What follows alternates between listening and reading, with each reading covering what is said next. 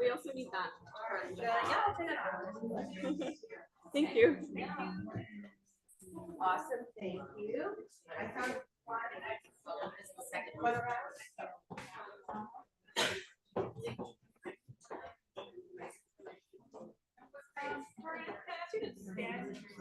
Yep.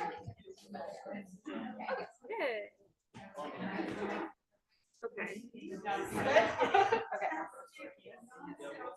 So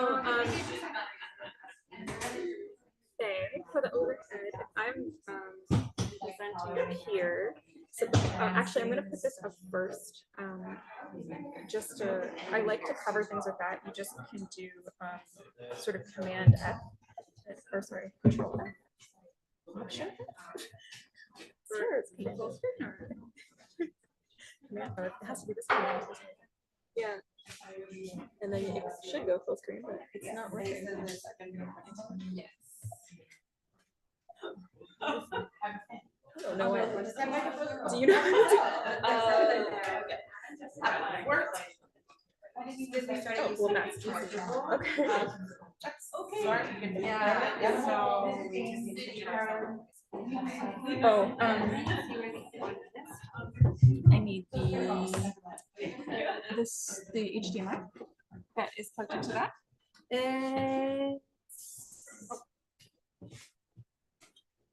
you want me to just do the OAC video?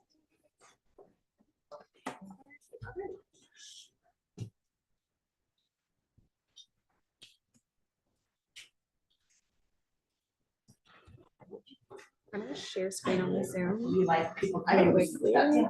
So do you support chairs? Just pull. Do you prefer the chairs back? No, that's fine.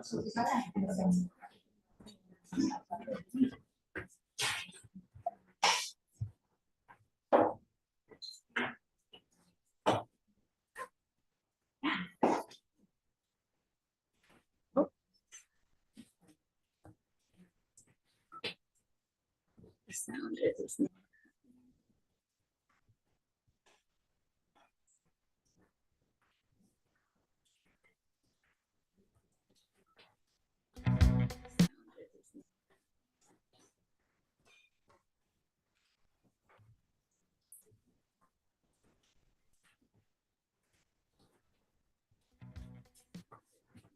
I'm not sure why the sound is not good.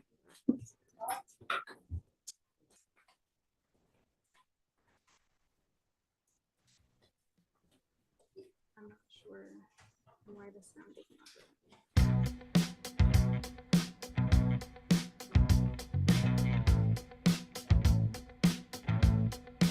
This is it. Don't stop believing in yourself. I know you. You've been through some high times. We'll push it a little bit more, or as much as. No, I think it's this one. No? Well, I think that.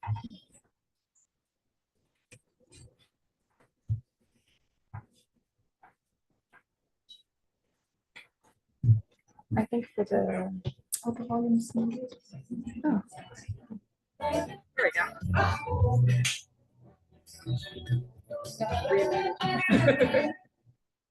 It's sharing on Zoom anyway, but okay.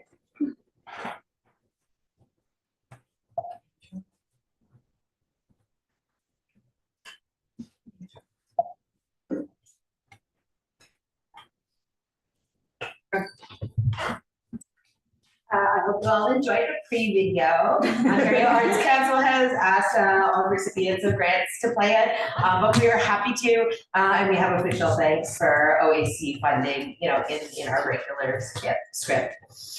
As usual, probably you're expecting at these events, we will begin with land acknowledgement.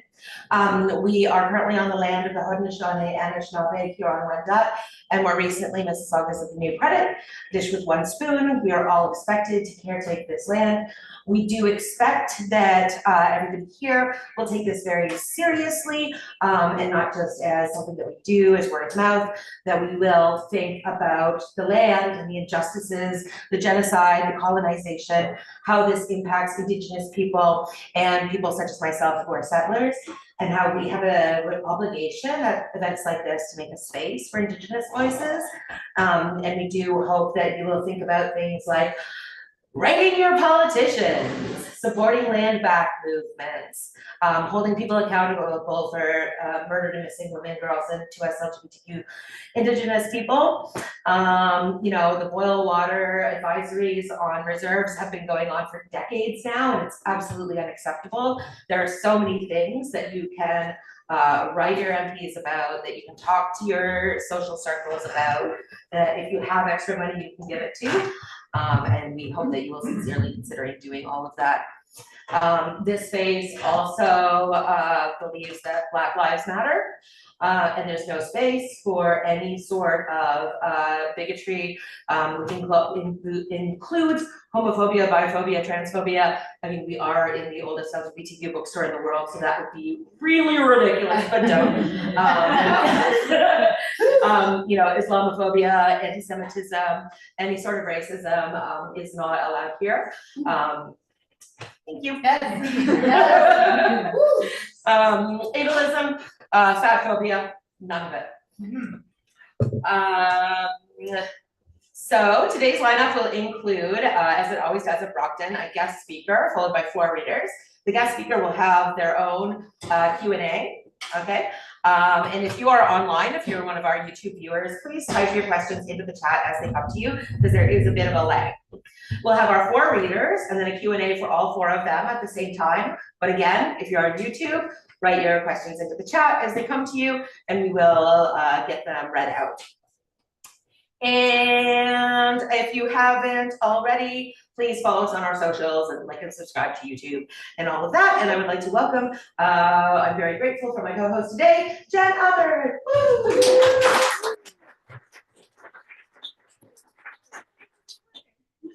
Hello, that's better. I don't have a very loud voice. Brockton Writer Series was founded in November 2009, which means we have been active in the Toronto literary scene for over a decade. Well over a decade now. Our nimble Brockton volunteers are myself, Jen Albert, Nancy K. Clark, who could not be here, Dorian Emerton, who you've already seen, Faye Dong over here, and Ellen Crowley. If you're interested in joining this amazing team and getting some volunteer experience in the literary scene, please talk to us after the readings or in the break. We'd love to hear from you, and we could really use your help. We'd like to acknowledge with deep thanks the continued support of the Ontario Arts Council, who had that slightly janky video. The jankiness is my fault, not Ontario Arts Council's fault, because they make this series possible. Finally, our sincere thanks to you, all of you, our audience. Thanks for being with us here tonight. We're very glad. And now we will, without delay, further delay, welcome our guest speaker. Jessica Westhead is the author of, I saw Jessica right there. Oh, there you are. Is the author of novels Pulpy and Midge from Coach House, Worry from HarperCollins Canada, the short story collections, and also Sharks and Things Not to Do from Cormorant, and Avalanche, which is from Invisible Publishing. She works as an editor and a creative writing teacher. Welcome, Jessica.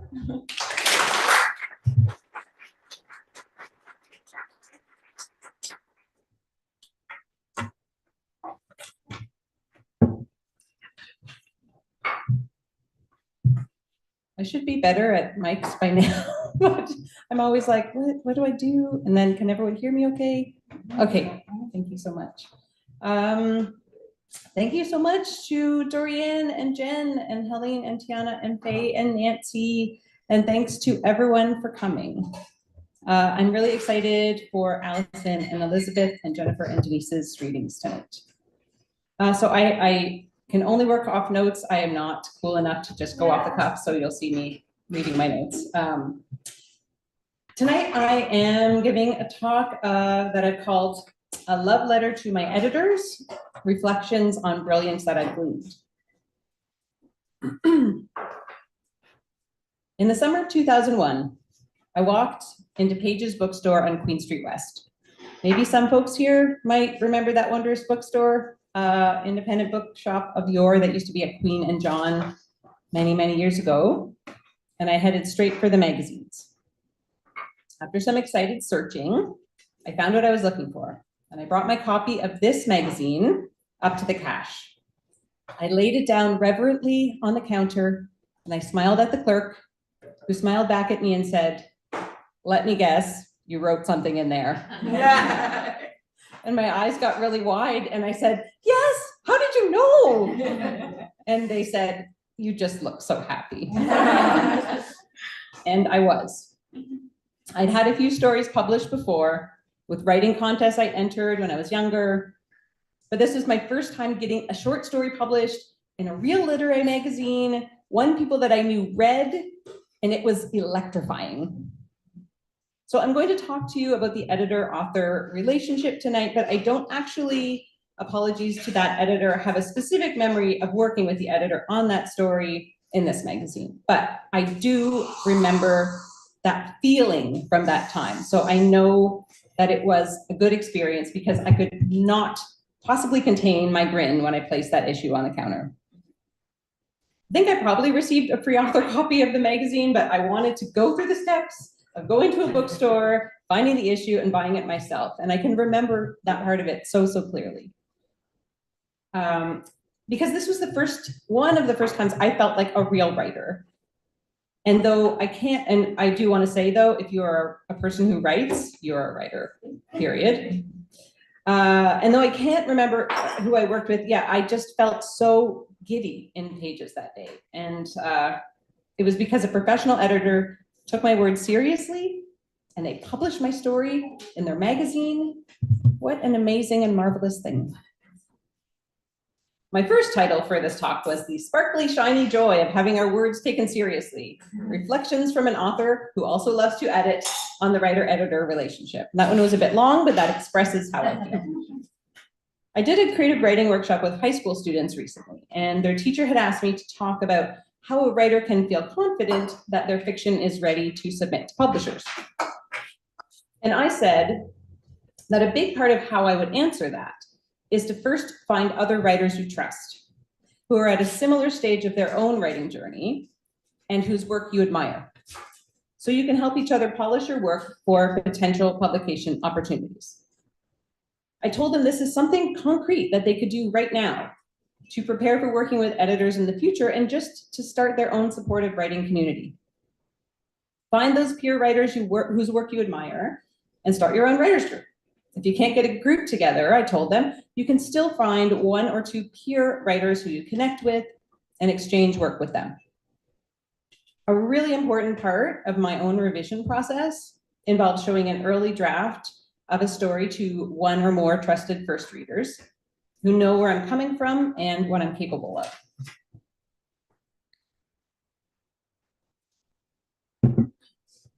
I'll get my story to a place where it feels mostly finished, but it never feels ready to submit until I've received feedback from at least 1 trusted reader. And I've been fortunate to find more and more as I've gone along in my career, because they will always find something that I missed, either an actual mistake or something that's unclear or confusing, or they'll offer me suggestions for improvement that end up inspiring me to add a whole new section that makes the story a whole lot better. For my latest short story collection, Avalanche, which is about the obliviousness of white privilege, the violence of quiet racism hiding just under the surface of the everyday, and well-intentioned middle-aged white ladies who are desperate to confirm their essential goodness at all costs. I worked with several racialized literary colleagues who kindly agreed to be first readers for me. Jami Hadari, who is Iranian-Canadian, Carolyn Habib, who is Egyptian-Canadian, and Carrie Ann Lung, who is Chinese-Canadian, all brought so many things to light that I never would have spotted on my own. And their editorial suggestions helped immensely to improve the stories and to get the manuscript ready for submission. They also cheered me on and buoyed me up. There is something also really magical that happens, and I'm sure the writers in the room here know this, when we hand our work over to someone else.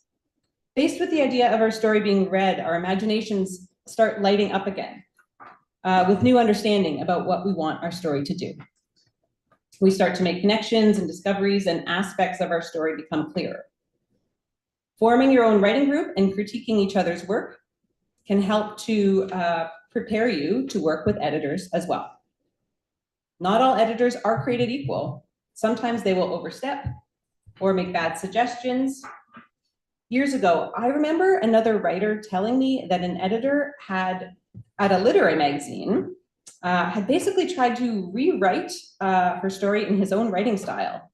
This was many years ago, and it just, I said, no, that is not what they're supposed to do. That should never happen. I have been so fortunate to have such incredible editors throughout my career, both at literary magazines and at the 4 different publishers that I have had a pleasure of working on for my 5 books. I felt respected and appreciated by all of them, and really welcomed, and their feedback on my work always inspires me. Even with those editors, sometimes they would make suggestions that I didn't agree with, and I would gently but firmly push back against those edits. And when I would do that and explain why I didn't agree with a certain suggested change, these editors would more often than not, graciously withdraw that suggestion. In some cases, they might try to convince me a bit further and explain why they've made the suggestion. And sometimes I might ultimately be convinced to make a change. It should be sort of a back and forth exchange that feels respectful. My point is, when it came time for me to work with those editors, I was operating from a place of confidence in and knowledge about my own writing and what I wanted it to do, thanks to my experiences working with first readers, and with writing groups. The writer-editor relationship should feel good. It should be respectful on both sides. Ideally, you should feel the editor's love of your work and belief in your skill. Something else to think about that's taken me too long to learn. You should never be made to feel that someone is doing you a favor by editing you. I've never personally had that experience. But sometimes we feel that if that person in a position of literary authority is doing us a favor, not because they're actually acting that way, but just because of our own general insecurities. There is a lot of imposter syndrome going around, and I felt it myself. And I've been wondering lately if this is a byproduct of living within racist patriarchal systems of white supremacy that encourage competition rather than coalition. I know that I have found so much strength and encouragement in various literary communities over the years. And I know that cheering on and supporting my fellow writers just feels good. And in turn, receiving support and encouragement from other writers makes me feel part of something bigger than myself. At the same time, it makes me feel more securely rooted in what I'm doing with my writing. I have learned and benefited so much from all the brilliant editors I've ever had the pleasure of working with. Alana Wilcox at Coach House Books published my first novel, Pulpy and Midge, in 2007. I gotten to know her a bit by participating in book fairs and zine fairs, always participate in book fairs and zine fairs. And I would make these little zines that had bits of dialogue in them. It was sort of my thing. And I started showing them, I would show them to lots of people, and I started showing them to Alana, and she really liked them and said she really enjoyed my dialogue. We got to know each other. I would go to Coach House launches and say hello to her. I never ever cornered her and said, will you publish me? I just sort of would say hi. I did submit Pulpy and Midge to her. My husband has a video of me somewhere in like a robe opening the mail, it was an old-fashioned letter of acceptance of my first novel. And I'm just like, what is this? What is this from? Just so he has that video somewhere. In working on my novel with Alana, she taught me so much about trimming and fine-tuning and condensing, because that story was too long, and she helped me figure out how to shape it and to cut out the extraneous stuff that I wouldn't have been able to cut on my own. I can also so clearly remember sitting at her desk, and we worked on the book cover together. And that was my first experience of, I'm working on my book cover with my editor. I had this little orange rubber fish that I carried around kind of like a good luck charm. And she saw it. I showed it to her one day because there was a fish tank at Coach House, and I showed it to her, and she's like, "That's going on your book cover," and because there was a goldfish in the book. And my husband is a photographer, so he did this really adorable little photo shoot at home with just like a piece of white paper and this little orange rubber fish. And that became the Mr. Fins that went on my book cover. And I can always vividly remember a really excellent piece of advice that Alana gave me shortly before the novel was actually published. Whenever I think back on this, I think she was essentially telling me to keep my expectations low, but she didn't present it in a negative way. She said that there were not always a lot of big rewards in getting a book published. It goes out there in the world. Sometimes it gets lots of attention, but usually it doesn't. So it's very important to pay close attention to the smaller successes along the way. Really take note of those when they happen. Like when a reader takes the time to actually reach out to you and let them know that your words touched them and it affected them. I've become friends with some of the people, the strangers who just did that. And now I find I don't focus on things enough anymore because of phones, because of the pace of society, because of all the stimuli. But I have to, even telling this now, it's a reminder to myself to always pay attention to those little moments, because those moments are actually really huge. And they're the most special thing. When a reader takes the time to let you know that your words affected them, that's the best. And I can, you know how you have some memories? I can picture myself standing in Coach House outside her office door, and she told me that, and it stayed with me. That advice really helped to ground me and keep things in my perspective throughout my career. I also had an incredible publicist in the wonderful Evan Monday, who I believe he now works at Penguin. He's a great writer himself. And together, he and Alana and the rest of the team at the time at Coach House helped teach me how to throw an amazing launch party. They had another, one of their authors who was a theater person, and so my book was it was an office book. And I had a quiet, shy office worker who his life is steamrolled by a bully of a boss. And I dressed up like an office worker, and this woman dressed up like sort of a mean boss who was interviewing me. And we put on a whole thing at the Gladstone. Okay, this is crazy because I was thinking about this. This is just really bizarre how things are now, because at my first book launch for a debut book, remember Book Television? Book Television, it was a show about books on CTV. And it was like, no big deal. Book Television's just at my debut book launch. Like, Coach House just put out all the stops, and they contacted them. And there's somebody I have like this little video clip of, many years ago, me talking about my office party book launch. And it was so much fun. And we need more of that now, we need more attention like that on books. And I was just reflecting back on 2007. So I did receive a very kind rejection from Alana for my next manuscript. My daughter was saying earlier, 11-and-a-half-year-old daughter, and she said, well, Mommy, you've worked with all these different publishers, but doesn't that necessarily mean that means that you must have gone to different publishers because those other publishers were not nice to you? And I was like, well, no, yes, they did reject me, but they did it nicely. And I got the nicest rejection from Alana for my next manuscript, which was a short story collection called And Also Sharks. But it ended up being accepted by Cormorant Books, and a lovely person from Cormorant is here tonight. I wasn't familiar with them at the time, but they had given me a grant through the Ontario Arts Council's Recommender Grants for Writers program. Highly, highly recommended. This is an incredible writing grant program because they offer grants between $1,500 and $5,000. I've never ever gotten the maximum. I think publishers try to spread the wealth as much as they can. But the publishers are the recommenders. So you are put, and these are publishers, I believe they're publishers in the literary press group. They're independent publishers that are involved. And they are able to give the grant, like they recommend you for the grants. And then sometimes if maybe they weren't even able to recommend you for the grant, they might often reach out to you and say, hey, I liked your work. Would you consider publishing with me? They're literary magazines and publishers.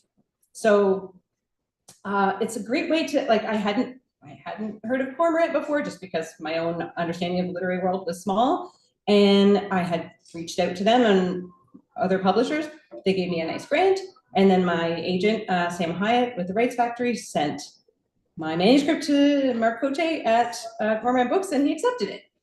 So, you know, this is another really great way to have that opportunity. The main thing I learned from Mark Cote was find more of a balance between my narrative and my dialogue. I mentioned dialogue before. I've been relying pretty heavily on dialogue in my work because I love writing it, and I had gotten compliments on it. So I'm like, I'm the dialogue person. But he helped me find confidence and faith in my ability to write narrative and sort of dig into that as well. So I was very grateful to him for that. He encouraged me to bring my stories alive that way and gave me a really great boost there. And I also wanted to say that another wonderful editor I have worked with is in the room tonight.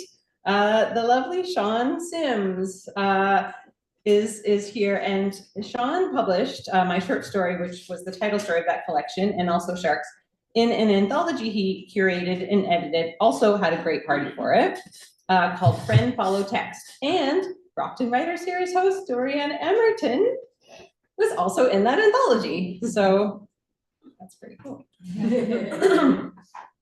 Cormorant Books published my first 2 story collections. And then I first met Brian Ibias, who is my editor for my most recent book, with Invisible Publishing. Brian is hands down the absolute best short story editor I've ever had the pleasure of working with. I got to know him initially in his role in marketing and publicity when And Also Sharks was published. And then Brian was actually the main editor for that second collection with Cormorant, Things Not to Do, in 2017. I can still remember some of our long, meandering phone conversations about specific stories. How am I doing for time? Because I just wanted to do a... Right, when Emily was here, she used to keep an eye on time and advance slowly towards you, and I just forget about that. Let me see.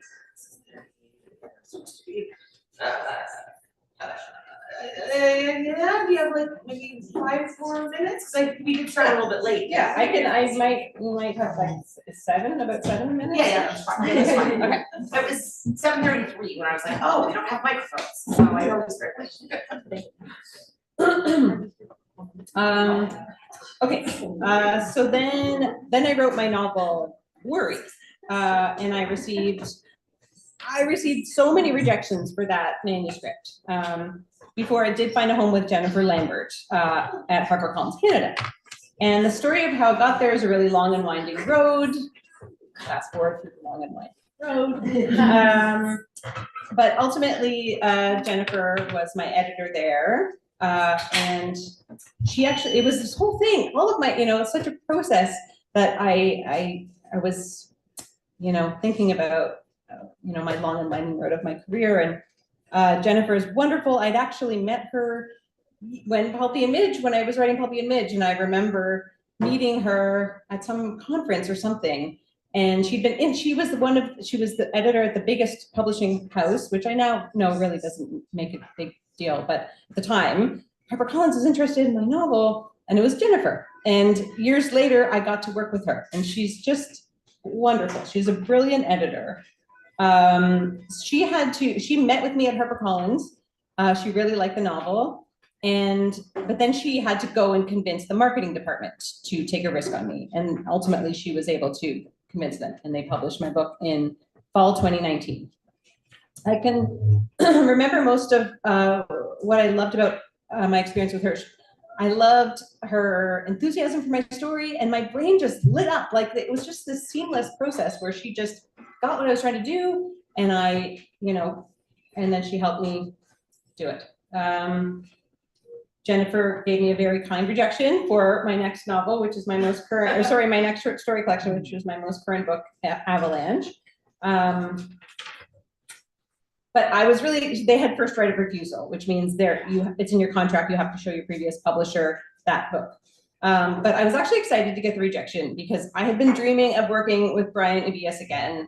I emailed him right away, described the collection, asked to send it on an exclusive, which means he would have been the only publisher that got it. And Brian emailed me right back and he's like, yes, please send, call me. And I called him and I was like, I've been wanting to work with you again for so long. And he's like, I want to work with you again for so long. And I sent him the manuscript and he accepted. So, and I got to work with him again. We had meetings in person, on the phone, video chats. He helped me understand how to approach the humor in my stories.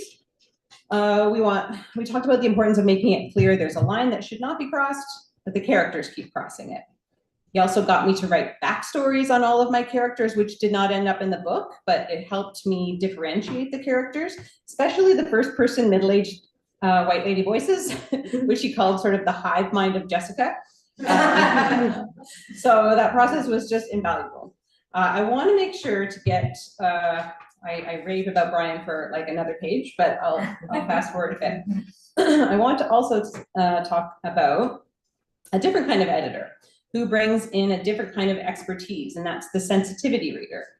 So sometimes, especially if we're writing outside the scope of our own experience or identity, it will be impossible for us to perceive how our work will be perceived by readers who have that identity, or if we might be inadvertently perpetuating stereotypes of certain groups of people, especially certain groups of systemically marginalized and equity deserving groups. In order for us to make the story the best it can be, we need to hire someone and pay them well, who, while certainly not standing for or representing all of the people, of course, who fall within that identity or lived experience, has experience and expertise in pointing out where your writing has fallen short of believability or could be unintentionally offensive. Author Samantha Garner gives an excellent explanation of this role in an article she wrote for Open Book Ontario. Sensitivity reader is a professional who beta reads writing projects for instances of unconscious bias, inaccuracies, or stereotypes. They draw on their own lived experience and education.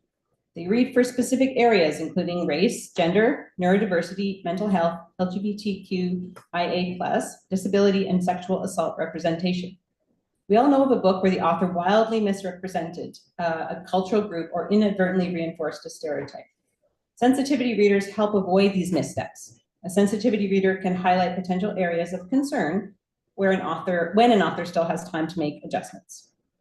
So the stories in Avalanche are about white people committing acts of overt and covert racism, and from the beginning, I knew that I would need help getting things right. I had the great pleasure of working with 3 sensitivity readers on this collection.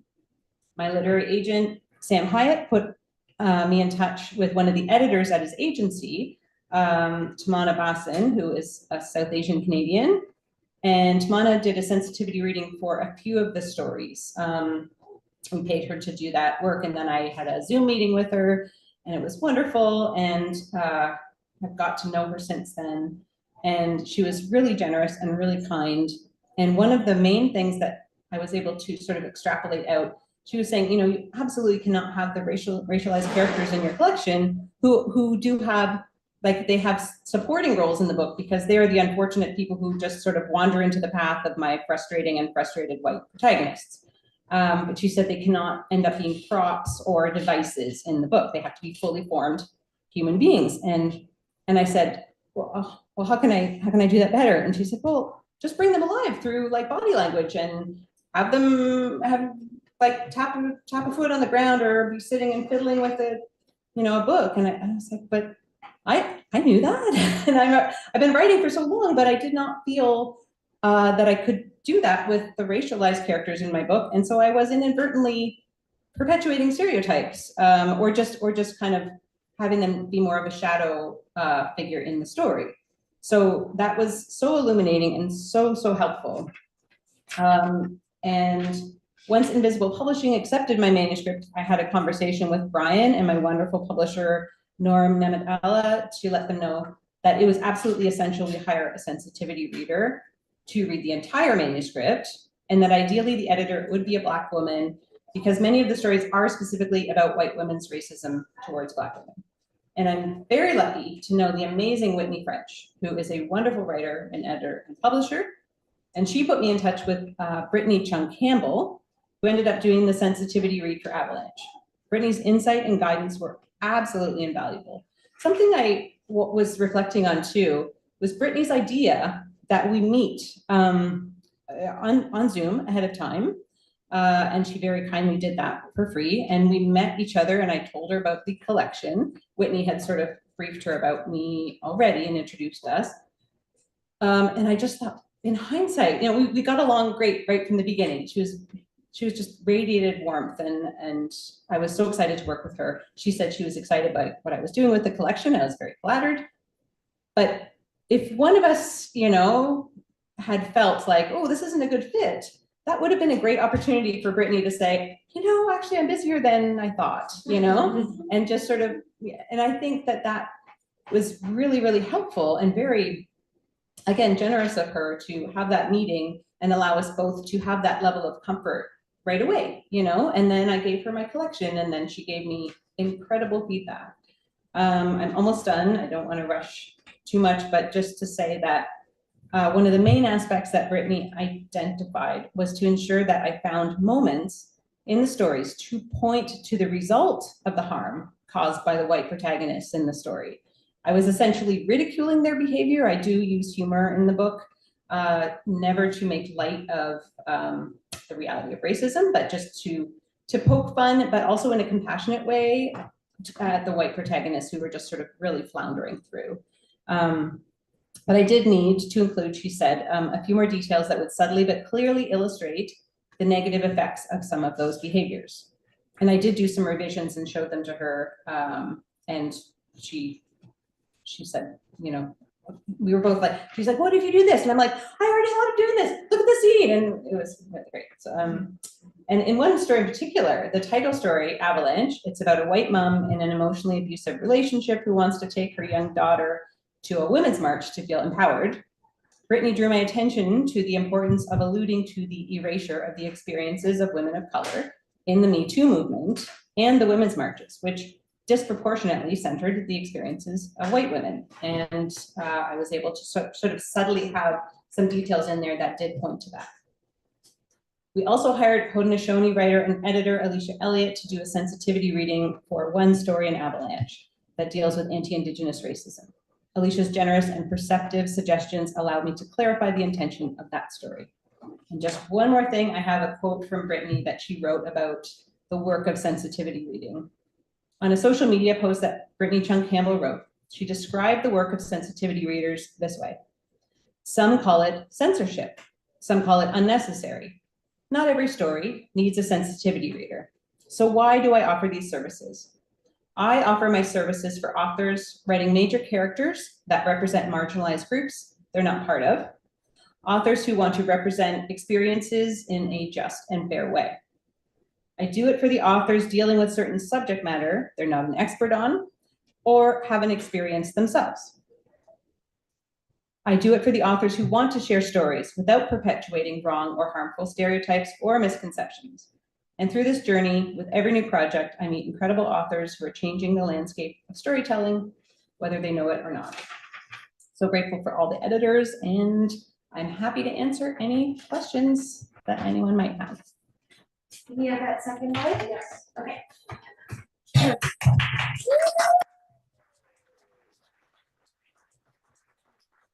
So I'm going to come around with this mic because it's wireless. We do ask that people use the mic instead of just being like, I have a loud voice, for accessibility reasons and also YouTube reasons. Who has a question? Question. Yes. Chuck.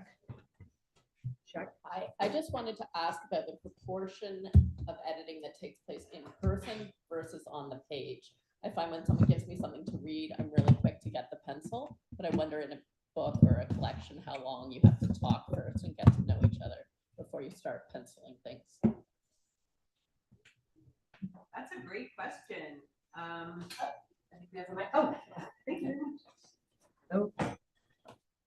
Is it on? Can you Try now. hello, hello? It should be on already. Hello? Yeah. Thank you, Allison Frost, who will be reading later.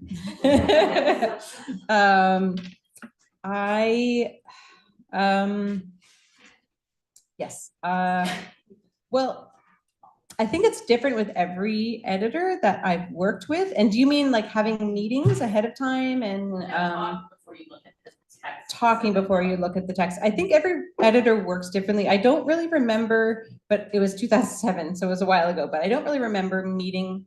I mean, I'd gotten to know Alana just through the literary community, but I don't remember having a conversation with her, but I think we probably did. And sort of, she would have asked me, what are your goals for the collection? What would you like to change about, or for the novel, what would you like to change about it? But pretty quickly she said that she needed to make some cuts. And yeah, I think with Jennifer Lambert, we met in her office and she had some ideas. She was like, well, maybe you could end it. There's something, you know, with the ending, you can add this to the ending. And there was one thing that just lit up my brain. And there's one thing I said no to.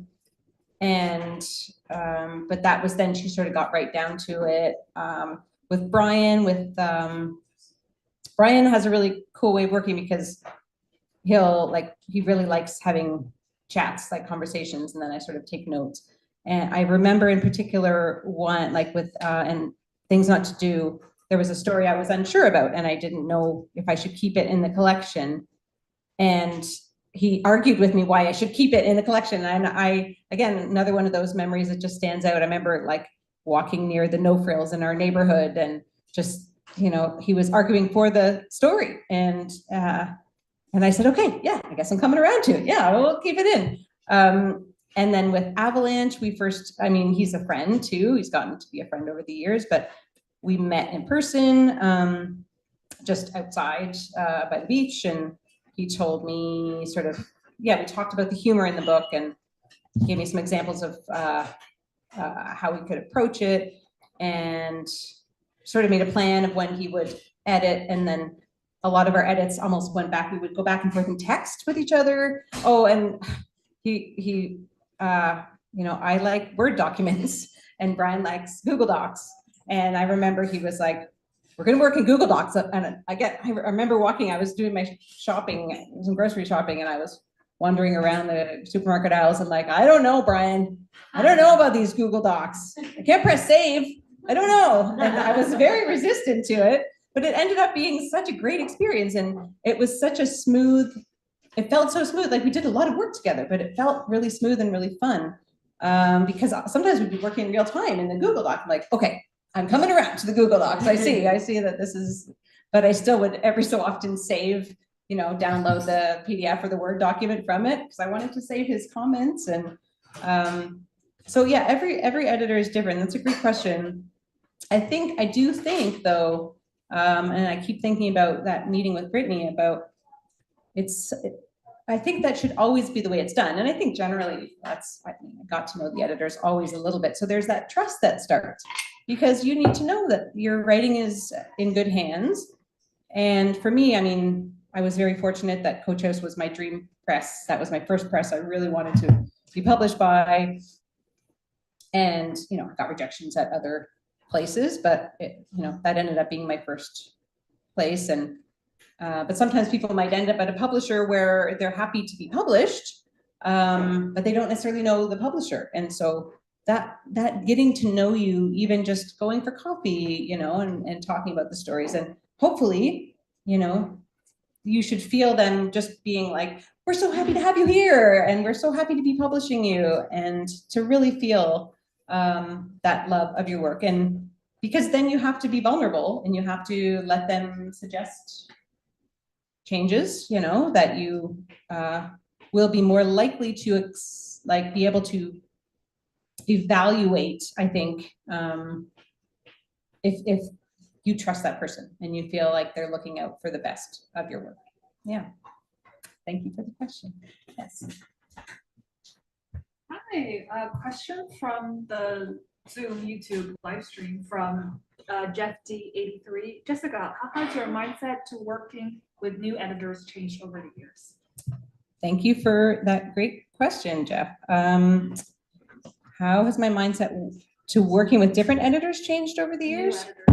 New editors. Okay. Well, I think, like I say, from a young age, I wanted to be a writer, and I I wasn't confident in a lot of aspects of my life, but I was confident in my writing. I mean, I never thought it was perfect. I knew I needed help.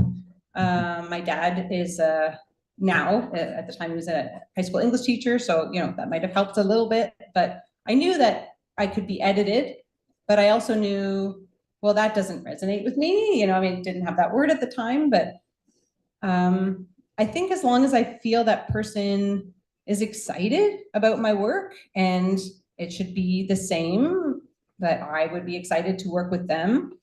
Yeah, I think I realized it's maybe a bit of an unusual thing that I've worked with so many different editors. Maybe it's not that unusual, but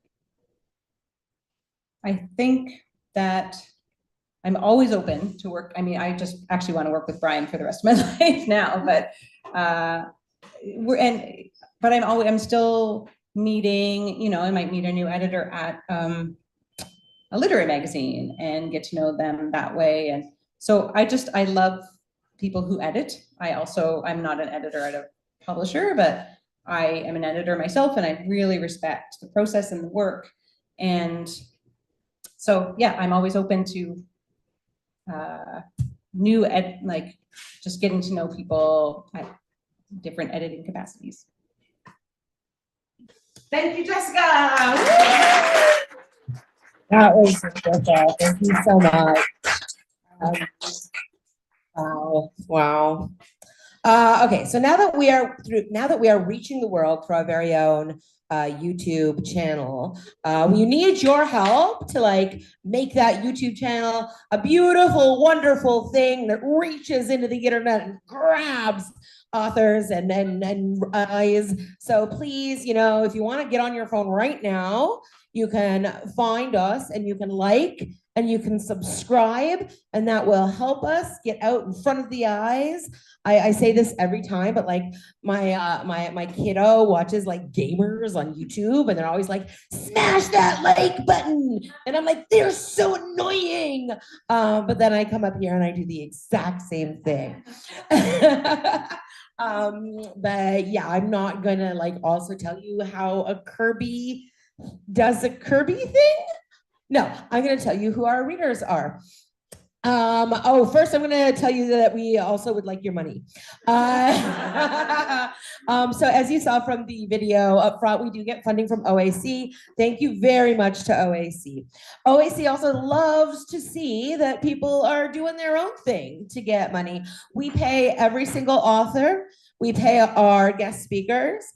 We pay for the technology that allows us to be on YouTube and to bring in people from Zoom, which means we now sometimes feature authors from BC or Alberta or wherever, which we could not do before.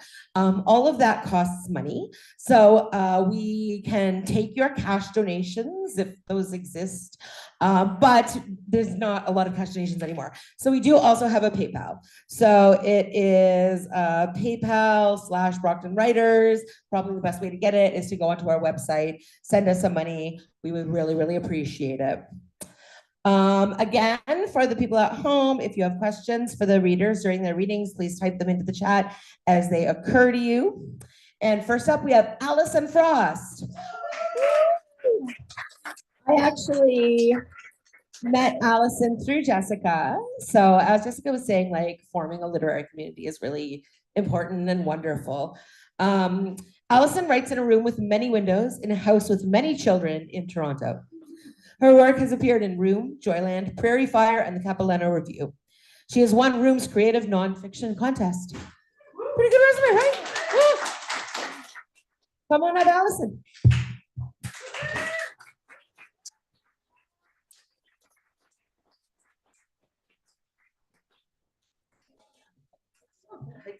Perfect. Thank you, everybody, for coming, and thank you to the Brockton Writers Series. This piece is called Monuments. Attention Service Coordinator, Mount Pleasant Cemetery Group, regarding Plot 4B, Section 29. Please consider the following the official letter of instructions. 1, it's important to spell it out in full. Name, date, month, year. It's important that she's born on the 29th of December, 1946. It's important to conjure all of a sudden the wild snowstorm Sunday at dawn as she roars into the world. To imagine also her open lips, toothless, milky mouth, a bundle perched on my grandmother's sturdy lap, the two of them chauffeured carefully home from the hospital on the back bench of my grandfather's overheated Chevrolet. To watch the car glide like a boat well below the speed limit, the blinkers like fireworks along a bleached out Bathurst Street, icy snow and fallen twigs on the ill-lit downtown, her tiny open mouth, her father's thin wind-blown hair and white knuckles, the first dusk of a family's life. 2, it is important that she is always the youngest in her class, that she is the smallest and the brightest, quiet and brave, filling notebooks with long new words, impeccable cursive. My mother's books are piled now beside my bed in a precious tower. Jeanette Marion Obney, 1956, Runnymede Public School, Grade Classics Primer. Jeanette Obney, Pre-Med, 1968, the U of T, Wuthering Heights. Dr. Jeanette Obney, Year 4, Human Embryology. Crossings by Danielle Steele, A Woman of Substance by Barbara Taylor Bradford. Hidden Valley Cottage, no specific date, soft covers and cracked spines and folded pages. The brown splotches from wet towels, a strand of orange yarn still marks a page. 3, it's important that my mother tilts her head slightly to the right in photographs. She touches her collarbone when she talks or the tips of her hair. She is girlish in the eyes and the laugh, twisting her thin body effortlessly when she sits. When she is 19 and when she's 32, her skin is smooth. How could we know she would get old and sick when at 73 and a half, she is smooth skinned and freckled like a child?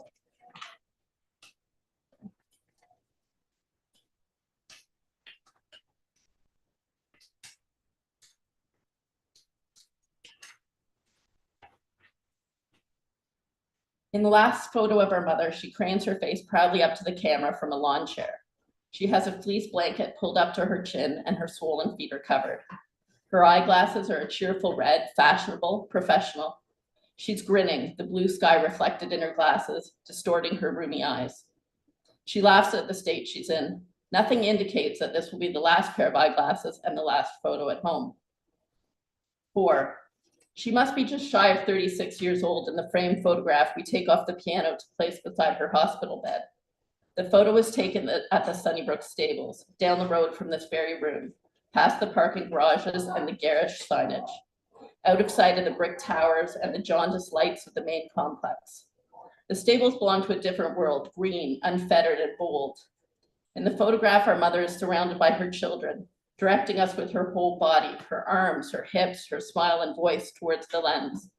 She seemed happily caught off guard, on the verge of laughing out loud, maybe. My youngest brother is a toddler, slung precariously on her hip, low, awkward, heavy. She tilts her head slightly, urging us all to look, keep looking, everybody at once, quick look.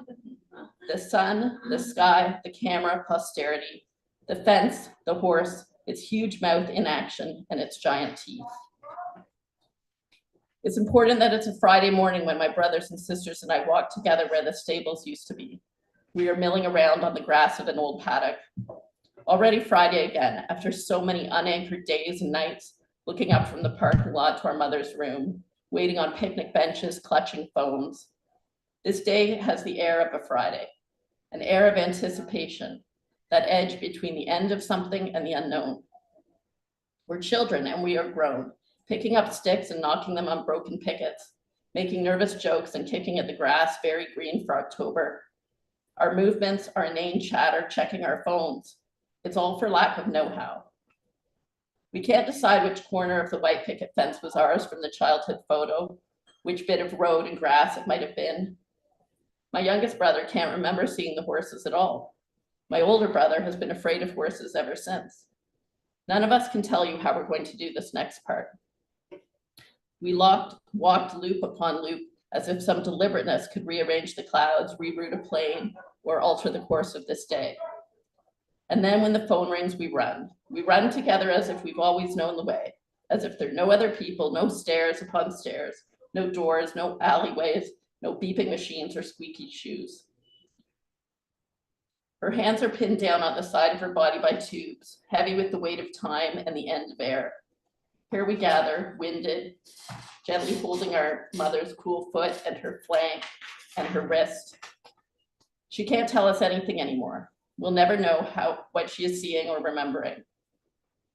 How does it feel, my grandparents used to ask us on birthdays over bundt cake and ice cream? How does it feel to be 6 and 10 and 18 and 25? Fine, we humored them, it feels fine. How does it feel, I think, holding her porcelain foot as the clock above her ticks on? How does it feel to stop turning old? Humor me, mommy, tell me you're fine. The sunlight from the tiny, dirty hospital window spreads over her body, resting momentarily on her father's wedding ring. One hand covering her hand, the other on her bare chest, as if to warm her up. It seems impossible that we should all just turn around and go while the sun still winks on that single ring, that we should take the plastic baggie with her own wedding rings and her red glasses and her pink phone and her tube of moisturizer and just leave her behind. That's impossible, to leave our mother in this fifth floor room alone with nothing but a giant styrofoam cup, still half full, the clock already passing 3. 6, it's important that the first Friday afterwards is her burial. The grass an unseasonable technicolor green and the sound of riding mowers in the distance. There are new roses in the iron railing and the cosmos remain on their ruddy stalks, tall and silky and oblivious. We're a small, disoriented group, as of yet unfamiliar with the curve of the road on which we park, the slope of lawn up to the plot, the pattern of ancient roots underfoot. It's important that the minister's words were interrupted by a bright blonde coyote waltzing through our story along the quiet backs of graves, out of nowhere, and as if she's lived here for all time. I remember that on that late autumn day, my throat and hands are bare, but that after that, every Friday is winter. 7, Christmas slides down the railing, spreading tinsel blindly in the dark. The ornaments and the garlands don't matter anymore, and they matter too much. There are the children's presents that were stashed away like the last treasure. How to handle those? I look for her face in the flickering bulbs and in the pulpy winter sky, but only her grandchildren can claim to have seen her. In the dark room with the piano, they say, her eyeglasses reflecting the dim lamplight back as flame as they were walking together up the front hall stairs. It's important to remember that her birthday falls in the papery time warp between Christmas and a new year, that shimmering blur of timelessness, carelessness. It would be false to say that she hadn't been overlooked some years in the glut of toys and wrapping and the bloat of Christmas feasts. It would be false to say we weren't trying to salvage now, to make it up to her, that we aren't scrounging through videos and strips of negatives. Amongst the decades of badly lit dining room photos, we find her with the cakes and the candles, leftover Christmas trifle and wine, tiny blue boxes that genuinely take her by surprise. I zoom in on her hand by her face, her slender fingers talking in the air. I frame old photos and wrap them up so that those of us left behind will have something to open. How does it feel? December 29th, the gift of stone, dark gray granite, silent and unliftable. 8, it's important that his name appeared directly under hers. Full name, 1945. Yes, he says the M dash as well. It fulfills a promise. Rest assured, it says. 9, it's important to all of us that our mother's monument be installed as soon as possible, that the script be deep enough for an index finger to trace with closed eyes, so deep that as the seasons move ahead year after year, we can conjure her up from these giant trees and the windblown lawn. It's important that the details be inscribed in full, a safeguard against the squalls of time. It is important that we take advantage of this premature thaw for who knows what's to come. It's important that under this mossy yew tree, with a view of the white shed and the roses, we may be secured to this earth forever. Thank you.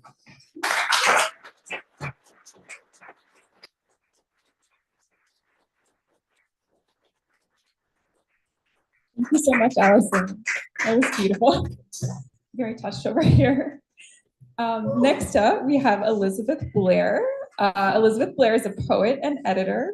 Her publications include poetry memoir, Because God Loves the Wasp by Unsolicited Press 2022, 2 chapbooks and poems in 35 plus journals. In 2022, she received a grant from the Canada Council for the Arts to complete her second book, a poetry novel. Welcome, Elizabeth.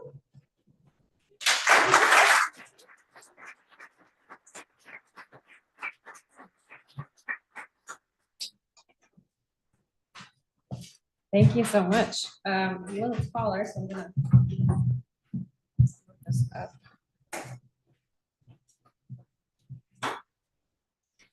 So first thing I want to say is thank you to Dorianne for giving me this space. About a year ago, this was set up, and this I'm a new Canadian, relatively new. I don't know when I can stop saying I'm new. It's been 2 years or so, but this is my first Canadian in-person reading due to one thing or another. And Dorianne is why. So okay, so this book is pink, but it's pretty dark. So I'm going to give you a quick background. In the 1950s in California, a man recovering from alcoholism decided he was going to start a group which would help other people who were trying to recover from various addictions. Sounds great so far, right? And so he starts this group and he focuses it on basically what we would know as tough love. So not helping somebody, not reaching into their past, figuring out why they're doing what they're doing or whatever, but like really being a jerk to them in every way imaginable to sort of shame them into behaving better or meeting their goals or whatever. Gradually, this group became a cult, and he became a cult leader, and the cult was called Synanon. And some of you may be familiar with it, maybe not. And in the 60s, 70s, 80s, he had a whole bunch of followers. I mean, the cult, it was like culty cult. Like the women, by then, like the women had to shave their heads and they had to have forced abortions and had to swap partners. You had to give up your partner. And it was this whole creepy-deepy thing. Real life cult. And by the end in the 90s, it actually had to shut down because they got in trouble with the law. They were putting like venomous snakes into the mailboxes of like senators who were trying to shut them down. And it was just this whole thing. But apparently there's still like a branch of it in Germany, which, okay. So anyways, now it's not there, but except for maybe in Germany. But in the 60s, 70s, 80s, some of the followers of this cult were like, hey, I bet we could make money if until then it was all consenting adults, okay? And in those decades, somebody came up with the bright idea to make institutions that incorporated these tough love ideas for children and juveniles. So to this day in the United States, and I still don't really know how far, I know it's also international. I don't know how much this is happening in Canada, if it is, but in the United States, there are hundreds and hundreds of facilities that are all based, they all come back to Synanon. They all come back to that. So they're all based on this really abusive, tough love approach. And it's called the troubled teen industry. And I spent 2.5 years, I was sent away to that place. So, you know, I've just used like several of my minutes, but I do feel that that is necessary. So I'm going to be reading a little bit about my experience from that time. This was 1997 to 1999. So I'm going to start pretty hard. So a lot of this book is what I experienced, and a lot of this book is what I witnessed. This is something I witnessed. You only speak when spoken to by the staff, but the English boy speaks at will. He laughs, pulls his pants down and shits in the mess tent. You look at the grain in the rough wooden bench. He kicks as they tackle him to the ground, and all the while, as they swear and shout and he fights, comes his laughter, making ripples in your eyes. They put him in a sleeping bag, wrap a tarp around it, tie it with rope, then leave him on the ground for days on display in March in the mountains in many feet of snow. They call it a burrito. Let him laugh, they say. Let him wiggle and roll. We were not killed. I am not ungrateful. I am not ungrateful.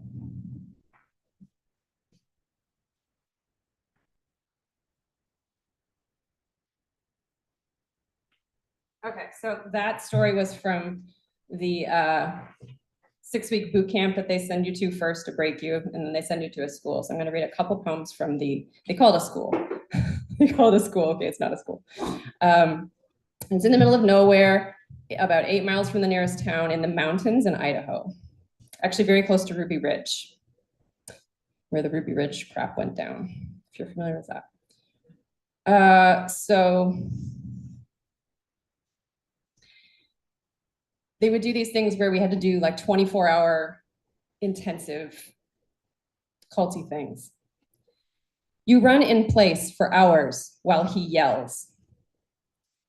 If you stop, or if you continue, he'll make fun, pull out folk tales about your past, having read, or having never read, as the case may be, your file, that anthology of things scavenged from your room at home and faxed to the institution. When they feed you the milk,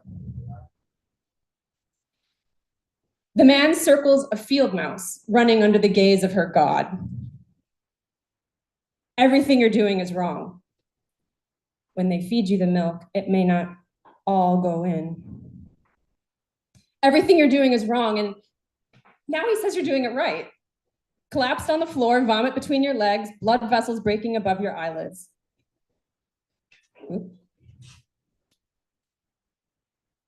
When they feed you the milk, it may not make it all the way in. The milk may make its way down. The man squats and shows you your bay filled with his ships. He has pieces of advice which he'll cut off like fat and throw to you now. You'd better eat. The milk may run along the chin.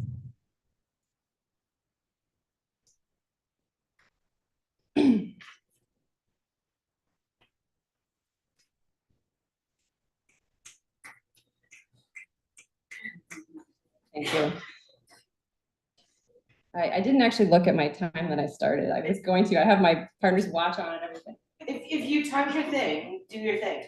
I did time my thing. I was gonna wear my watch. Okay, I'm just gonna read a little tiny bit more. Oh, okay, so this one's hard, you guys. You sit on the floor, writing on the seat of a chair. They've told you to describe your nightmare. Not a dream or a fear, but you at your worst. And not a reasonable worst, not homeless or dead.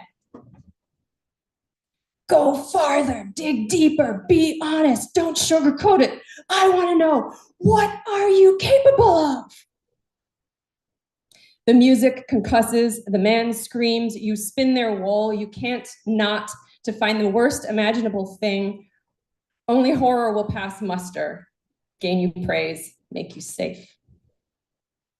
So you write, I'd kill my children.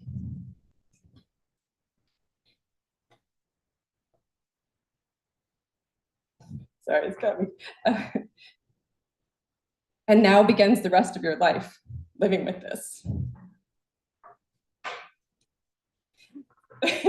Okay, so final poem, shorty.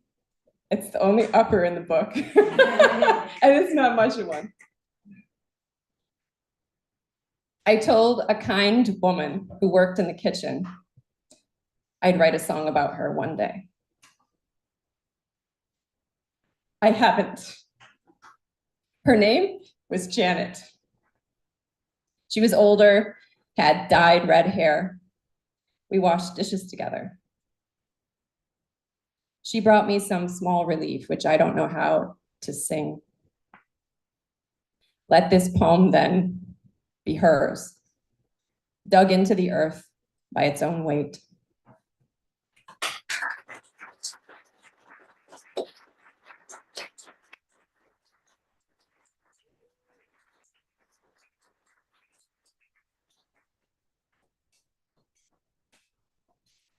It's a good night for crying, apparently. Okay. Thank you both. Next up, we have Denise DeCar. Oh, wait. I was gonna say the whole if you actually have cash thing. If you have cash, you you can put your cash in this. Oh, some people are looking. You want to guess it up? That's so great. I'm hoping one of my fellow volunteers will offer to take the cash, because last time I took the cash, I got it confused with my kids' allowance money, because that's the only cash I ever have. And then I was like, what's allowance and what's Brockton? Why is there cash in my wallet? So confusing. And we thank you very much for your generous donations. It's really important to pay your artists and pay them well. Next up, we have Denise DaCosta. Denise DaCosta's debut novel, And the Walls Came Down, was published in summer 2023. She is an MFA student at the University of British Columbia, but in Toronto, right now at least. Her work explores the complications of love and the impact of gender, race, and class on identity. Denise.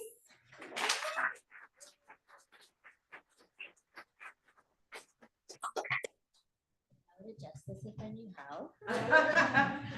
I am on it. I need to learn to arrange our lineup by height. Is that where? Okay. Thank you guys for having me, Dorian. Thanks for inviting me to be here. So this is my debut novel, and it's always interesting when I go to read somewhere that I have difficulty choosing what to read. Most naturally, I read the first couple of pages because it's my first piece of work and I haven't published in a ton of different presses or work that would be familiar to others. So I decided to do something a little different tonight, and I'm gonna have to ask you to do some work. So I'm going to have you imagine that you are a child again. You are a teen, which is worse than being a child. Yes. And I'm going to ask you to imagine being a child whose whole world is your parents and your family, and that falling apart, and you focusing solely on bringing that back together. And this is where we meet our protagonist, Delia, a woman who is looking back at her childhood diary to reflect on the truths of her world as a child. Routine is important. Without it, chaos ensues. It was the first thing my parents established once they rekindled their makeshift fire. And in Dad's absence, our family was like a puzzle with a few missing pieces. Now we were shattered glass. Neither of my parents wanted to give up the freedoms they had gained in their time apart, so our lives became scheduled and monitored. The new normal, the business of family, gone the magic. The dollar store shelves were filled with pink and red heart-shaped items, which prompted me to ask my father what he had planned for Valentine's Day. Nothing, we're working, he said. Why? I think Mom might appreciate a night out. And Dad gave it some thought. Don't worry, he said, I'll come up with something. I contemplated whether my father was ever a romantic. He incorrectly assumed his efforts thus far had made up for his absence. I had to do something. I contemplated we helped Mother select an outfit for her date, an easy task given her extensive wardrobe. It's not like him to celebrate Valentine's Day, she mused as we ransacked her closet. I had taken note of her cool reaction to the dinner proposal and the way she had pursed her lips and said, okay, with a side eye in my direction. Do you like this? I pulled out a red fitted cowl neck sweater. She shrugged, you're in charge. Heavy violet drapes hung against the wall behind her, concealing the awful whitewash paint she dubbed Metro Housing Cream. There came 2 light knocks at the door, my father's signature. Melissa, her little sister, answered wearing one of Mother's church hats. Not yet, she's not ready. Hurry up, Rita, we're not going to the Shangri-La, it's just a steakhouse. All right, Mother slid lazily off the mattress. When did the 2 of you get so bossy? I shrugged and folded my arms. She threw her hands up. So are you gonna watch while I get dressed? Melissa and I filed out and lingered in the hall. We heard the spray of her perfume atomizer and the jingle of her bangles. Then she stepped out. We marveled. And Father appeared with a single blue long stem rose. She gave him a look, almost like she was asking permission before taking it. Engulfed in the vanilla and rose notes of her perfume, they left for their date. We oogled them from the master bedroom window, swathed in the heavy drapes resting against our backs like capes. On my way out of the room, I stopped to absorb the space, the open closet door, the overturned jewelry box on the dresser. Among it, spilt contents of my father's stainless steel watch with the broken band and mother's gold bracelet. I sifted through the pile with a finger. Their wedding rings were missing. It was chaos of the best kind, a domestic disarray I had longed for. I could hear light notes of music in my head and I pictured them dancing. Will there be music at the steakhouse? I should have asked. Isn't this great? Melissa asked me without wanting a response. She was rummaging through a makeup bag of Avon nail polish. We all have a Valentine. It was clear that she was trying to get to me. I bit my tongue. You never know. I rolled my eyes, but the scene had already begun to play out in my head. A chivalrous Mario in uniform greeting me at the door with roses, but he frowns and pulls away. The flowers are for someone else. And the fantasy collapsed, leaving only a sinking feeling that materialized into a stomachache. It's a made-up holiday, I said to her. Yeah, okay, whatever. You're starting to sound like mom. And though she was too young to articulate it, my sister wanted to say that my dismissive approach to my desires, happiness, belonging, joy, was to contest any feeling of hope. Hope had usurped failure to become my greatest fear. And in the years ahead, my sister's passing comment would become an internal mantra and a disquieting judgment. Around 10 o'clock, someone came in. Dinner didn't turn into a full night out. I listened to one set of footsteps climbing the stairway. A deep sigh followed. And from my bed, I could see in the mirror that mother had stopped in the hallway. A night cloud shifted, and in the moonlight, I saw her hands reach up to remove her earrings, then necklace, and finally to wrestle the rings from her left hand. She held the hand away from her, spread her bare fingers, and considered them before moving on into her bedroom. I rolled onto my back and stared at the blank ceiling. How terrible was it really? Just us three. There was a distinct link between my mother's misery and the men in her life. And maybe she wanted to be loved, but not owned, to give of herself and not surrender all of herself. I could relate.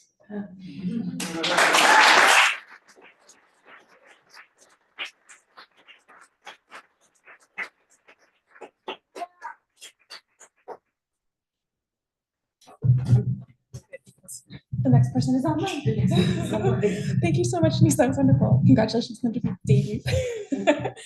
And lastly, we have online, almost, I think, on Zoom, Jennifer Alicia, she, they, is a queer mixed Mi'kmaq settler, German-Irish goddess, multidisciplinary artist, originally from Elastomquik, Tainquik, which is Bay of Islands in Newfoundland. She's a two-time National Poetry Slam champion. Her work has been featured in Cantheus Magazine, Now Magazine, CBC, and Imagine Native Film Plus Media Arts Festival. Welcome, Jennifer.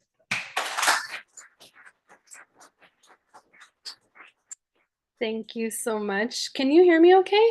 Thumbs up if you can hear me. Yeah, Jen? I think if we, how did you? Oh, and external headphones, I think. Yeah. Oh. Could you try again? Hello? Sorry, there's nothing to repeat. Oh, not you. Sorry. It might be on Zoom. If we just do, we can hear you on the computer, but we're just gonna see if we can. Oh, here we go. We don't want to repeat anything. Sorry. It might be on Zoom. Okay, try again. Hello? Yes. Okay, Yes, cool. Thank you so much. Awesome. Thank you so much. Yeah, and thank you to Brockton Writers Series for having me this evening, and thank you to all the readers who read their work before. I'm not anywhere else in the world. I'm in Toronto as well, but I am thankful that I'm able to be here with you virtually. I recently had a baby. And the reason I'm telling you this is, oh, thank you. I saw some hand claps. Thank you. Yeah, I recently had a baby, and I also recently have gone back to work. And so I'm having a hard time dealing with being away from him. So as soon as I was finished work, I came home and spent a couple of hours with him. So as much as I would love to be there, because I also love Glad Day, I love the space and yeah, I'm just thankful that I could be here in this way. So thank you to Brockton Writers Series for accommodating and having these opportunities. So I talked a little bit about my baby. I'm now become the person that like anytime anybody asks me about him, I'm showing them pictures on my phone. Like I've become that person, which I never thought I would be. I actually never thought I was going to have children. So here we are. I'm that person now. So I'm going to share a few poems related to that. They say your entire life flashes before your eyes right before you're about to die. A documentary of core memories projecting moments from your life's journey. They also say giving birth is the closest to death that you will get. And I saw my past, present, and future flash with each breath as my son portaled to this realm. Overwhelmed by this new path I was chosen to undertake, I felt the earth shake. The power of all of the women in my family who did this before me, I push, I radiate, I breathe, I break. Dun dun, dun dun, dun dun, dun dun. And in that first quiet moment, skin to skin, chest to chest, it finally all made sense. This birth sync in the earth's rhythm to all my relations, this melodic hope for the next generation, with roots stretching all the way south and all the way east, the heartbeat underneath our feet keeping us all connected, a familiar vibration we recognize from the womb, the sound of home. I brought my son to his first powwow back in April, and at just 2 months old, his little feet moved up and down to the dun-dun, dun-dun of the drum. They know. I want my son to feel at home every time he hears the drum. A reminder of where we all come from. I want him to have a sense of community free from scrutiny. I admire his carefree innocence and want his dreams to be limitless.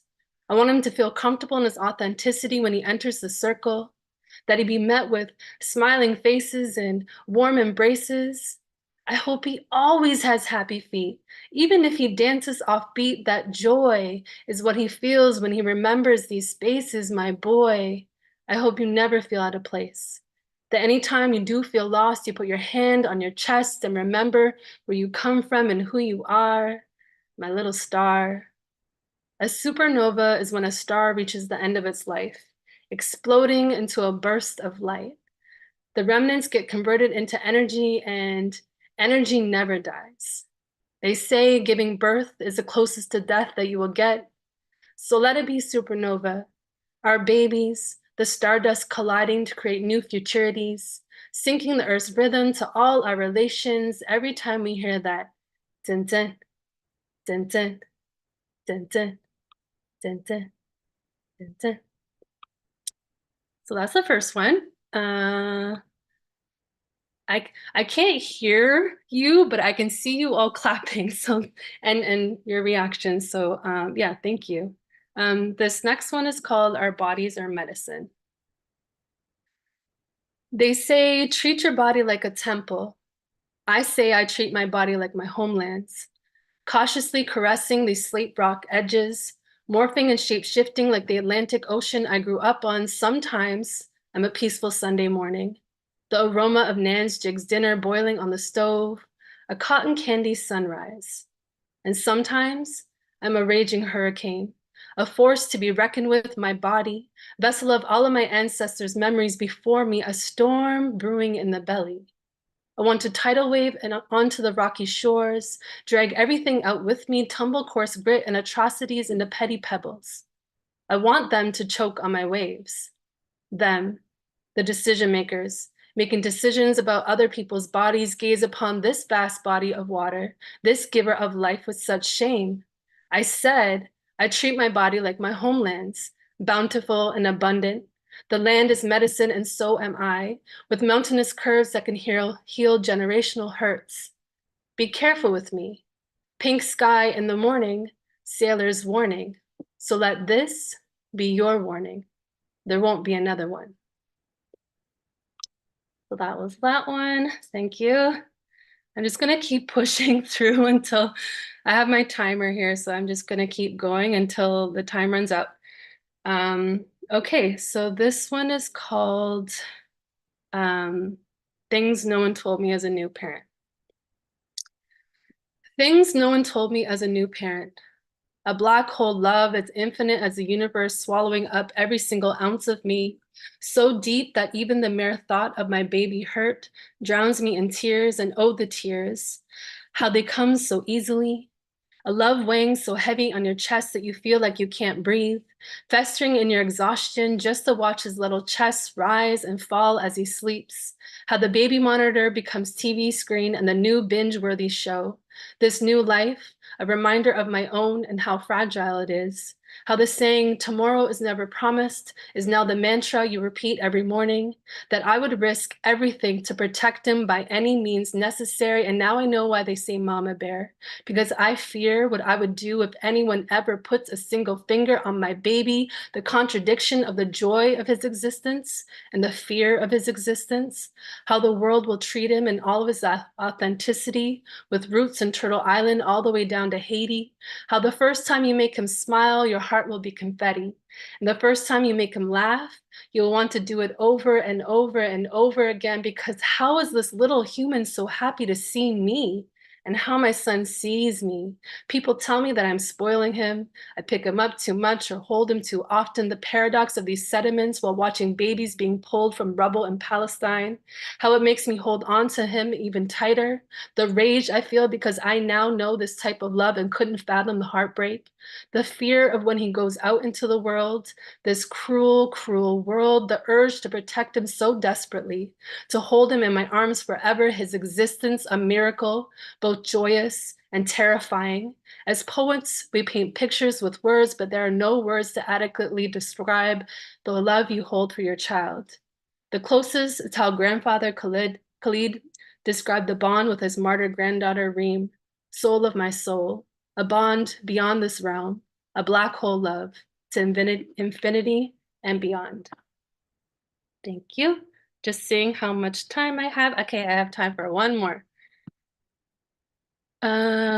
This one's called Postpartum. To be a new parent is to lose and find yourself over and over again. To look in the mirror each morning, mourning the many versions of yourself that had to die for you to arrive here. Here is both familiar and distant, as you are never fully present. The yearn to be invited to the places and also overwhelmed to be at the places. The burden of your new life shadowing you into isolation. You are now a walking stereotype, desperately spilling all the tea to the cashier at the local cafe. Sorry is the most used word in your vocabulary. As it always has been, to be a new parent is to judge yourself while knowing fully that these expectations are unrealistic. Your algorithms are now full of top 5 ways to bounce back post-pregnancy, the what not to do's and super mom routines while trying to remember if you brushed your teeth today or yesterday. Your body is both superhero and malfunction machine. The diagnosis of ailments you did not know even existed, like plantar fasciitis, how comfortable you are with leaving the house in any state. And now so many of the parents you have seen before make sense. This is not time off or leisure. This is the most challenging full-time job with no unions, no breaks, no sick days. So excuse me if I seem to have changed after creating a new life. I deserve some grace while grasping how to recreate my own life. A whirlwind voyage into the unknown, knowing that you will always have to show up. Selflessly, you are now responsible for someone's childhood. Thank you.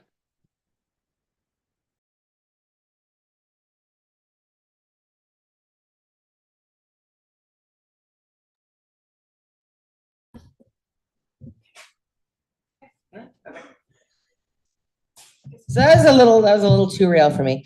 I just everybody here knows that I spent all day at the zoo with my kid and his friends, and I'm like, I'm here to do a show, but I smell like an orangutan, because it really does just become about your kids in a way that's really overwhelming. Oh, this is actually you on the script next, if you want to come up and do that. Yeah, okay. It's just, thank you for anybody online who has provided questions. If you haven't provided questions and you are on YouTube, please do that now. If anyone in the room has any questions for anybody, we're going to start the Q&A now. So if everybody could come up who has read. Denise, yes. I guess we will put Elizabeth and Denise. Oh, this chair's on you. We've got chairs for all three. please note that we will only read out and or have our readers answer questions that are respectful. Of course, but I don't expect that will be a problem. I'm still confused about if this works or not. It does? Okay. Yes. Okay, so I will give this to all of you. To pass along. Questions. And Jennifer, you can answer, you can jump in and answer at any time as well. There's always this silence, and then there's this like lot of questions, but it's like, I know that there's questions here for this amazing group of readers. Okay. Thank you for your writing, dear, phenomenal, but still a bit very moved by your writing, all four of you. I would like to know what for all four of you, how long you spent crafting the piece, and does it span from one night of writing one piece to a year to 5 years? Can each writer comment? Yeah, because there is a lot of poetry and short stories here. Denise, this is a novel, which I don't get doing tonight, but I'm still interested to hear how long it took from all of you. Forever. I edit more than I write, definitely. So I'm a slow burn writer. And ideas come from all places, but then they like really, when I look at it, I'm like, I started that when? It's embarrassingly long. So for me, very, very long tinkering and then new things come in, and so it's me. Yeah. Yeah, so it's hard to delineate a single piece sometimes, but you can say this is a short story, this is a poem. It really depends on the method of creation. So sometimes I do a lot of like weird, like free writing, improvisational writing, and then that has to be really like finessed and worked with like clay for a while. And sometimes I actually try to compose things, and then they can go really badly or really well. Badly is not the right term. They can be great the first time once in a while, and then but that book that I took, it took me 1.5 years. Right now I'm finishing a book that I've been writing for 6 years of poems. So that's great. And I'm writing a sci-fi novel for 10 years now. So slow. Yeah, thank you. Yeah, I would agree that it's really difficult, but I understand the question because I pose it all the time, like graphic novels and different genres. I tend to ask that question about the time. Yeah. And I got 2 answers. For me, my novel, I started writing it in 2001. So, I mean, over a period of 20 years, right? But I wasn't at the computer for 20 years, right? So I don't want to make it seem as if I was super diligent and I had this routine going. So that's one example. But another example would be what a graphic novelist told me last week. He said, you're asking the wrong question, which I didn't think I was. But he said, you just want to know how much you have to do or what you have to do to get to the end. And so he says, I spend an hour a day drawing and I don't outline. And that for me was pretty clear. And it took him 1.5 years to get from the initial concept to the end of that novel. Thank you. Jennifer? Well, I write primarily poetry, and usually it's pretty ragey, so it depends on how angry I am, I guess. But yeah, it usually takes me a short time to actually write something. It could be anywhere between like an hour, at most maybe a week. But yeah. Thank you, everybody. Hi. I have a question for everyone. Denise, I just want to know what eventually gave you the courage and the drive to go ahead and to say, okay, I'm gonna, get this work done now. And the second person, Allison, it's like your reading seems like was it about your mom? Yeah, I wanted to know like your experience in like writing that and being so personal. How was that emotionally impacting to you? And for the poets, because I'm a fellow poet, which I've been, I copyright a compilation of work that's supposed to be published, but I haven't done anything. All my friends tell me, should this, we should that, but I have still to do it. So this is very inspiring for me.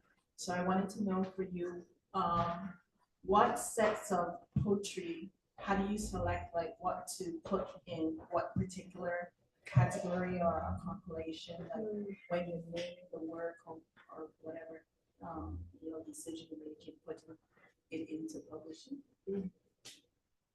Okay, so there's separate questions for Denise, and then for Allison, and then for Elizabeth and Jennifer together. Remember your question. All right, let's start with Denise.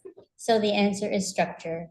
So after writing and not being a part of the arts community, because I'm in corporate, so I'm in a completely different world, right? So I'm writing along thinking of doing a great job. Trash. But, I had the story and it was that's I'm good at, but wrapping the structure around it. So working with Shyam Salvadori with the Humber School of Writers, and then working with Alyssa York with the Diaspora Dialogues program. I have deadlines, I have word count, so I'm accountable, and that's how I got it done. So regarding, I guess, the genesis of that piece, it came about as I was actually helping to design my mother's tombstone. And it came out of this feeling that you don't know until you do it, of urgency, of needing everything to be right. And it literally are the final words. But at the same time, I was reading a lot of children's books, and I was reading a children's book by Mac Barnett called The Important Thing About Margaret Wise Brown. And he uses this, it's important to, it's important to, it's important to. And that just really stuck with me as this cadence that was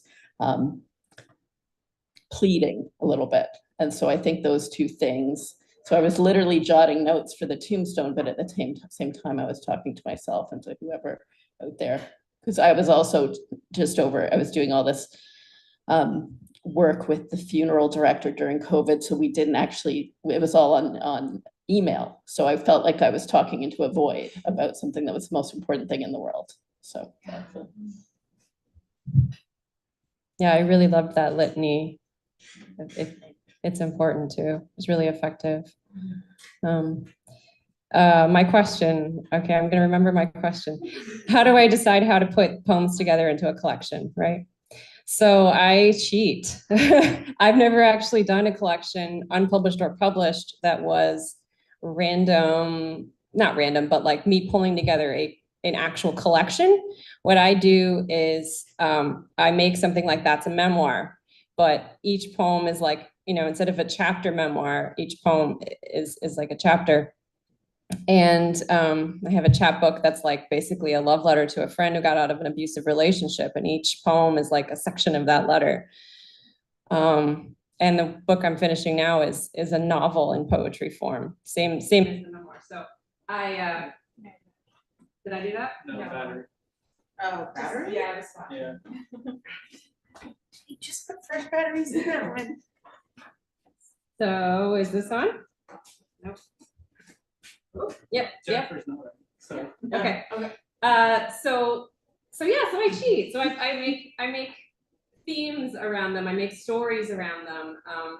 And then I had one little collection, and I'm working another one that's kind of similar, but not around a story, but around the method of production. Like I used one way of making poems, and I put all those together because they kind of came out similar. So I just haven't had to worry about how to fit a real collection together. I've helped a friend do it, and it's hard. So yeah, so I wish I had more advice for that, but maybe our other lovely poet will. Yes. I don't know if I have more advice. For my chapbook, I thought about what the overall story is that I want to tell. And so I'm also a visual person. So sometimes that's like printing out each of one of the poems and just like messing around with putting them together on the floor. Like, does this poem go with this poem? Like, what am I saying over here? Does this match this? And then just kind of like doing this whole messy presentations of like just putting them all together in that way, if that makes sense. But yeah, I just think about what is the overall story that I'm trying to tell with this. Thank you, great. Anything else? Oh, two more, excellent. I have no idea, but okay, that's how I was gonna ask, thank you, all of you, for your wonderful readings. What do you do when the words aren't coming? Do you have any sort of tried and true tricks or, yeah, things that you do to sort of get the words flowing again?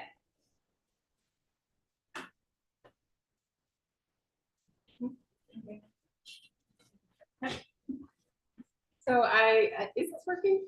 Yes, it is. Sort of can hear you. Yeah, you can hear me. All right. So I mentioned earlier improv.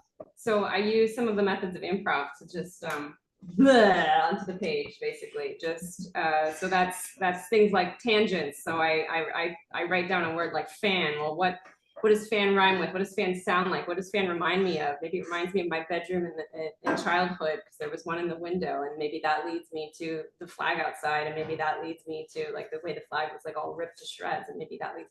So I use this very deliberate, like I don't know what to write, I don't have any inspiration, or I'm feeling really badly today, or today's a really hard day, or whatever, and I just start with a word, and I use tricks like tangents and sonic assonance, like how things can sound the same, and I just and then I don't worry about it and I don't look at it. And sometimes there's a little jewel in there. There's like a big paragraph, dense paragraph of luck, and then there's like a good sentence in there. So. I think as far as the big paragraphs of luck, I definitely go back to old work and look for little gems that can get me started. And I also just read a lot and listen to a lot of music to feel reinvigorated. I think. Yeah. Well, first of all, those are both great. I think it depends if I'm struggling with dialogue and what would happen next. I try to take the characters that are supposed to be in the scene and I try to come up with some story about their past that will kind of drive what happens next in the story. But also reading just like a really short paragraph from one of your favorite novels can be very effective. Yeah, for me, sorry, I just start talking when I see you look back at the screen. It's my turn now. Yeah, for me with poetry, I use a lot of writing exercises and writing prompts. There's actually a website which is like a random word generator, and you can pick the number of words that you want it to generate. So you can pick like 2 words, 3 words, 5 words. And so it would generate those random words. And then I would challenge myself to write a piece that incorporates all 5 of those words. And so that kind of gets your brain back into that creative energy and exercising and thinking and creating. And so that's just one writing exercise that I do find helpful. Thank you. Hello, can you hear me? Mm-hmm. So I'm partner with one of the writers, but Elizabeth, and so I'm wondering, in all cases, I mean, there's some element of either trauma or difficulty, or watching a family fall apart to a certain extent, or watching your own identity change through the process of creation. But I'm wondering how you protect yourselves when writing about such difficult things, especially the loss of a parent.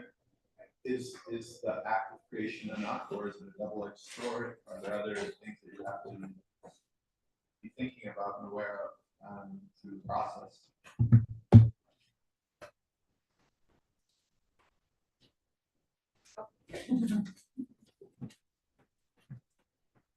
Getting my steps in. It's at the zoo, so many steps there. I was at the zoo yesterday. As far as writing about the death of my parent, I think that it was essential for me as my way to process and to work through it and to work through it alone, and yet incorporate the sense of collectiveness of a family who's lost someone. So for me, I don't think of it as trauma so much as grief, and it's probably a different type of thing. So I felt I was comforted by the writing and the process as opposed to in any way triggering myself about it. So I think that might be different than somebody else might go through. Well, mine was fiction, but I call it heavily informed fiction because I can defend everything, right? So, but I do think it's cathartic, and you're not just protecting yourself, but you're protecting your characters as well, you know, in those stories. And so, you know, if you're reading something that really moves you, and you can relate to it, you know, you might get emotional, you know, I cried at the end. I still cry when I read it. So I know that it impacts me, even though the story itself is not true, but it isn't traumatic.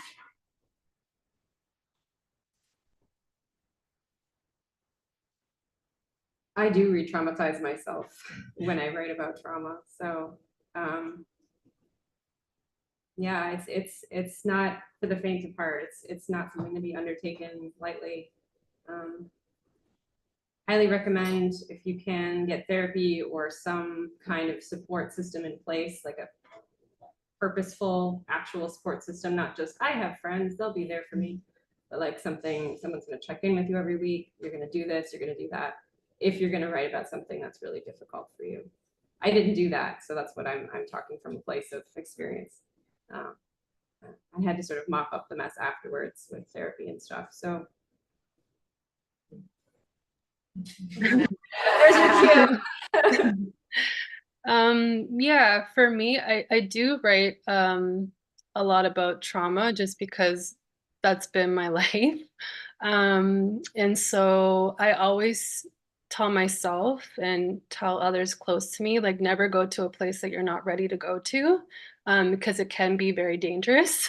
So if you feel yourself writing about something and you're like, something in my stomach's feeling a little weird, like, you know, listen to your body. And if you're not ready to go there, don't force yourself. Also, I like to keep things around me that help me.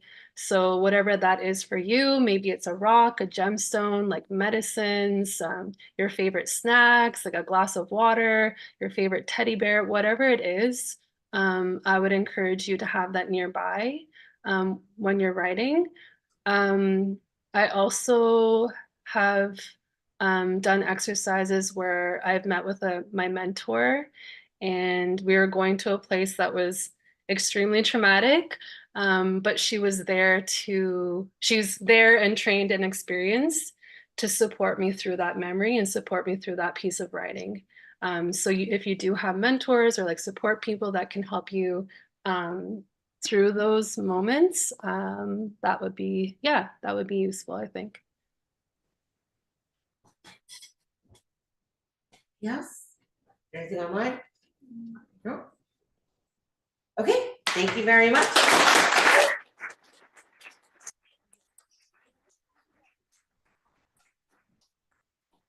Thank you so much to all of our wonderful, wonderful readers tonight. And thank you all for being here. And thank you, Glad Day. And thank you, OAC. Woo! This is a next show is May 8th. You might want to put that into your calendars right now. Your Google Calendar, your like office calendar. If you're corporate, Denise, I am also corporate, your Outlook calendar, right? Yeah. May 8th, 2024, we'll be right back here at Glad Day, although we will also be on YouTube. If you're traveling, you can tune in. If you're on YouTube right now, you can tune in. And we will be hearing from Spencer Gordon, AJ Dolman, Sydney Hegele. I forgot to check the pronunciation of that. Do you know? No, you don't know. And Sophia Mostagemi. As always, we'll bring an industry professional to teach us something new about the craft or business of writing. Thank you, everybody. Have a great night.